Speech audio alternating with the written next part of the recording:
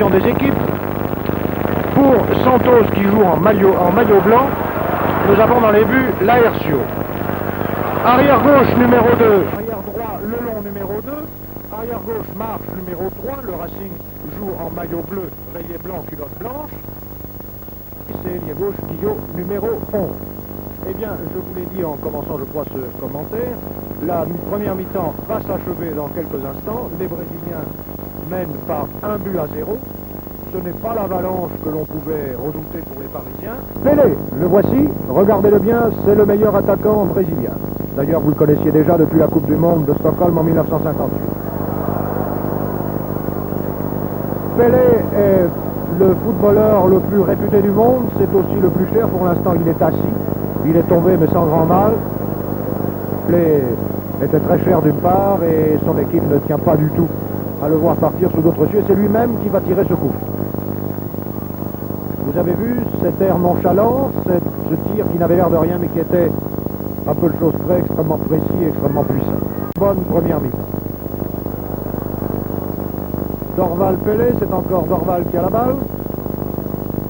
Et Pelé, lui, c'est passé cette balle à Calvet. Et c'est la fin de la première mi-temps. Apparemment, il n'y en a point, ce sont donc les mêmes joueurs que tout à l'heure. Je vous rappelle que les Brésiliens jouent en blanc et que le Racing joue en maillot foncé rayé culotte blanche. Et c'est le Racing qui attaque par Tokpa. Tokpa, Ujlaki. Interception par un Brésilien. Pelé. En avant pour Dorval. Dorval qui, malgré son nom de héros de roman populaire français, vous le voyez, est un bon Brésilien et même un métis. Mangalvia Coutinho. Vous avez vu la rapidité avec laquelle Coutinho évolue? C'est un homme extrêmement dangereux, il pratique exactement dans le même style que Pelé pour l'instant. C'est Ujlaki. Ujlaki qui est arrêté par Calvet. Dorval, Coutinho. Mangalvio. Les Brésiliens, vous allez le constater, tentent souvent leur chance de loin et je ne sais pas si Taillandier va pouvoir parer tous les tirs qui vont lui être décochés. Pelé qui a talonné pour Pépé, mais Pépé était trop loin. À nouveau la balle à Pelé. Pelé qui n'a pas été extraordinaire jusqu'ici, il a été numéro 4, Tibari, qui joue au poste d'ailier gauche, de mi-droit, pardon, joue en réalité troisième arrière. Et c'est nécessaire étant donné la virtuosité des attaquants brésiliens. Ici Pelé, Coutinho, Pelé, et voilà.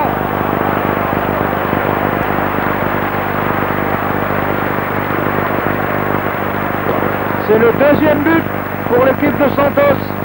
Et là vraiment je crois qu'aucune défense au monde n'aurait pu faire mieux. Trouver son coup de pied. Jonglerie de Pelé. Pelé Mangalvio. Pelé, attention au tir de Pelé. Pelé pour Pépé. Et voilà. C'est le troisième but. Je vous avais bien dit que Pépé a un tir du gauche absolument irrésistible. L'arbitre n'a pas accordé ce but. Est-ce que Pépé était hors jeu? Je le croirais volontiers. Vous l'avez vu du reste. À l'emplacement auquel il se trouvait, c'est le jeu, il y a un règlement, il faut l'observer. Du reste, vous l'avez vu, les Brésiliens n'ont pas protesté. Marquis, ce n'est pas bien sûr une faute bien grave, mais on ne conserve pas ainsi la balle entre ses jambes. Pelé tout seul avec Marche. Pelé qui a résisté au choc de Marche, à la charge de Marche, et Pelé. Attention à Pelé, il est extrêmement dangereux. Et vous voyez ces passes merveilleuses. Et voilà.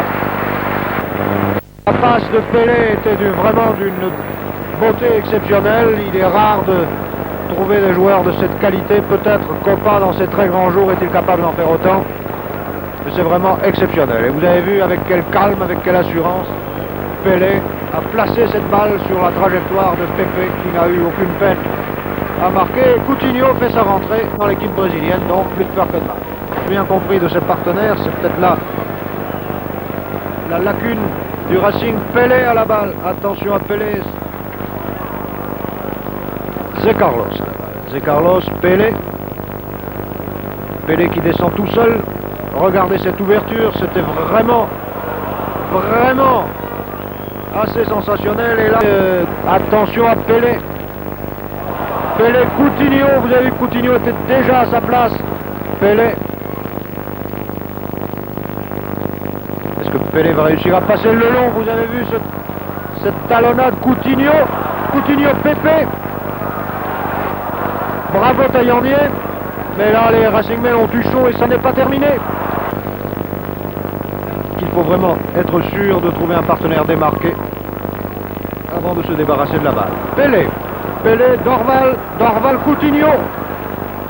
Pelé à nouveau. Pépé. Tir de Pépé. Oh là là là là, que c'était dangereux. Sénac s'est empêtré dans cette balle et dans les jambes des Brésiliens et c'est Pelé qui repart, qui va peut-être faire une de ces ouvertures étonnantes dont il a le secret, nous allons bien voir.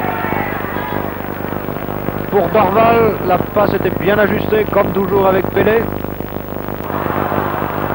Malchance et maladresse font que le Racing ne parvient pas à marquer ce second but dont il a tant envie depuis le début de cette... La favorite du tournoi et qui va le remporter certainement haut la main. Ce n'est pas impossible. Coutinho, l'avant-centre brésilien, qui contourne partenaire et adversaire, qui veut s'approcher. Pelé, Pelé, Coutinho. Et voilà. C'est le 4e but du Brésil. Je pense que vous aurez eu du beau spectacle jusqu'à la fin de ce match. Maintenant, je crois que la fin n'est pas très loin.